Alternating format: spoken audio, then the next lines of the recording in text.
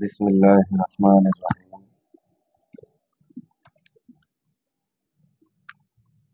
শুরু করছি আল্লাহ রাসূল সাল্লাল্লাহু আলাইহি ওয়াসাল্লামের পূর্ণাঙ্গ জীবনী পাঠ। আমরা গত পর্ব শেষ করেছি খাদিজা রাদিয়াল্লাহু আনহা এর সঙ্গে বিয়ে।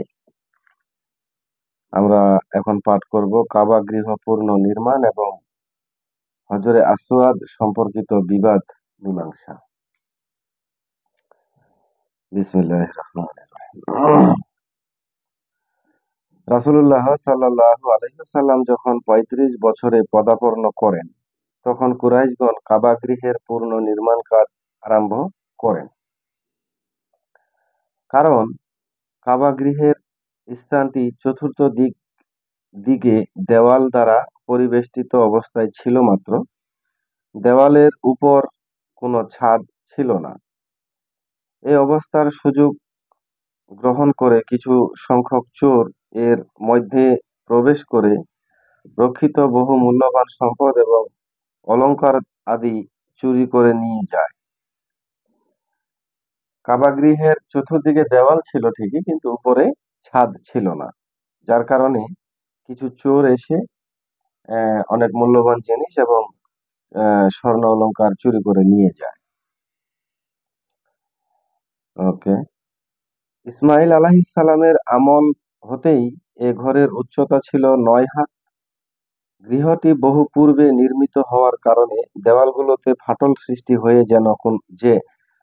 যে কোনো মুহূর্তে তা ভেঙে পড়ার মতো অবস্থার সৃষ্টি হয়েছিল।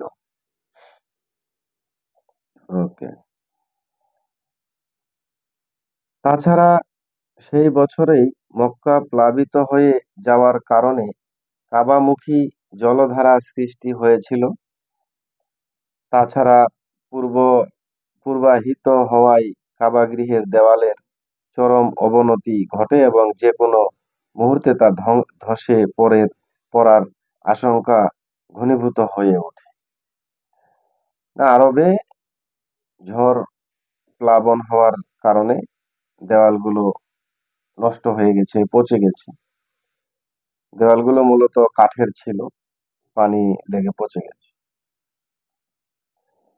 এমন এক নাজুক অবস্থার প্রেক্ষাপটে কুরাইশগণ সংকল্পবদ্ধ হলেন কাবাগৃহের স্থান ও মর্যাদা অক্ষুণ্ণ রাখার উদ্দেশ্যে তা পুনর্নির্মাণের জন্য। কুরাইশগণ সংঘবদ্ধ হয়ে চিন্তা করতেছে যে ঘরটা একটু পুনর্নির্মাণ করা দরকার। ঘরের অবস্থা ভালো না, যে কোনো মুহূর্তে এটা ভেঙে যেতে পারে। কাবাগৃহ নির্মাণের উদ্দেশ্যে সকল গোত্রের কুরাইশরা একত্রিত হয়ে সম্মিলিতভাবে কতিপয় নীতি নির্ধারণ করে নিলেন। সেগুলো হচ্ছে যথাক্রমে: কাবাগৃহ নির্মাণ করতে গিয়ে শুধুমাত্র বৈধ অর্থ সম্পদ হালাল ব্যবহার করা হবে। এতে বেশ্যাবৃত্তির মাধ্যমে উপার্জিত অর্থ, সুদের অর্থ এবং হক নষ্ট করে সংগৃহীত হয়েছে এমন কোনো অর্থ নির্মাণ কাজে ব্যবহার করা চলবে না। এরা আল্লাহর ইবাদত করতো না, মূর্তি পূজা করতো ঠিকই, কিন্তু আল্লাহকে ভয় পেত। যার কারণে আল্লাহর এই ঘরে যাতে কোনো অবৈধ টাকা না আসে, যার জন্য এরা একটা মিটিং করলো, বৈঠক করলো, যে কারণ সে যুগে তো বেশ্যাবৃত্তি ছিল, সুদের ব্যবসা ছিল, গরিবের অর্থ সম্পদ আত্মসাৎ করা, অনেকেরই এটা একটা পেশা ছিল। এই ধরনের টাকা পয়সা যাতে এখানে কেউ না দেয়, এই ধরনের একটা মিটিং তারা করলো আর কি, বৈঠক করলো। ওকে। এ সকল নীতির প্রতি অকুণ্ঠ সমর্থন করে নির্মাণ কাজ আরম্ভ করার জন্য প্রস্তুতি গ্রহণ করা হলো। নতুন ইমারত তৈরির জন্য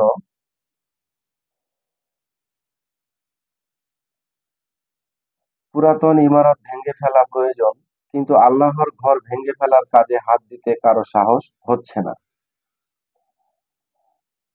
তার কারণ আল্লাহর ঘর ভাঙতে যাব,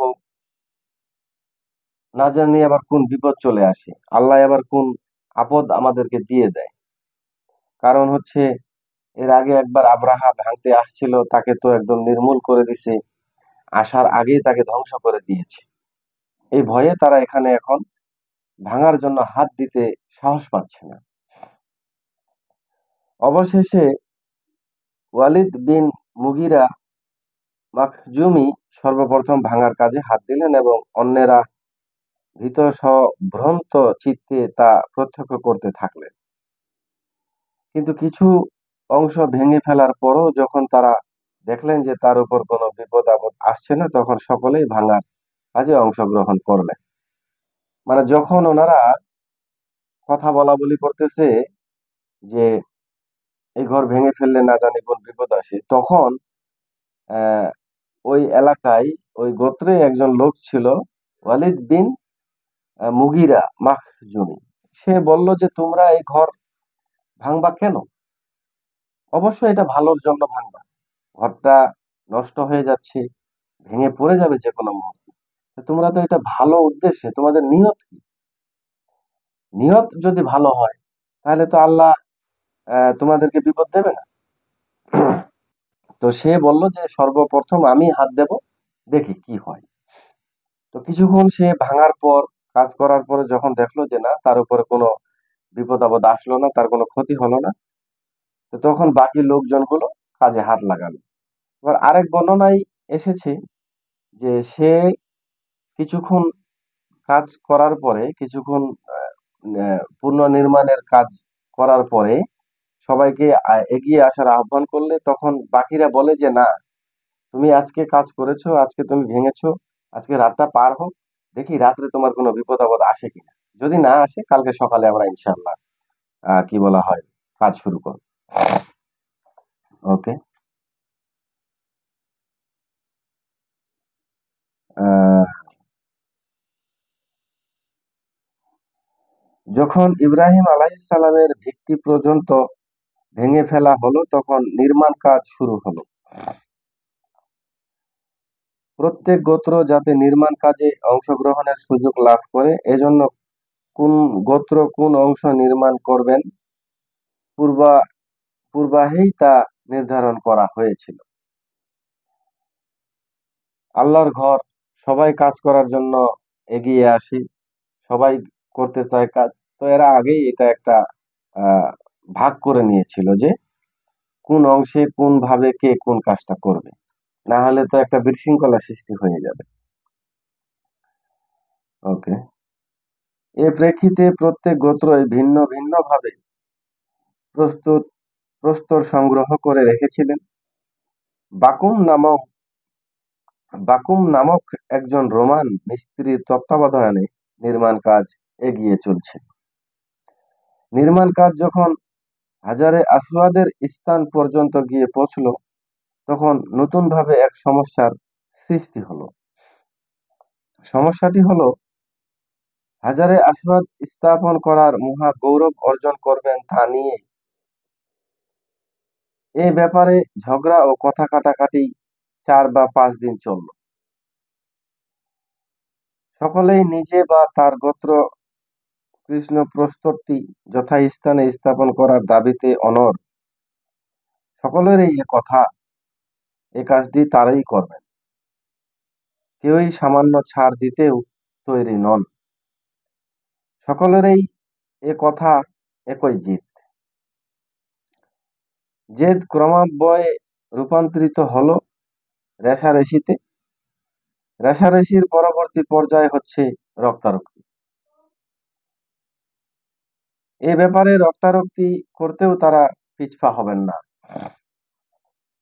সকল গোত্রের মধ্যেই চলছে সাজ সাজ রব। শুরু হয়েছে অস্ত্রের মহড়া। একটু নরমপন্থীগণ সকলেই আতঙ্কিত, কখন যে যুদ্ধ বেঁধে যায় কে তা জানে।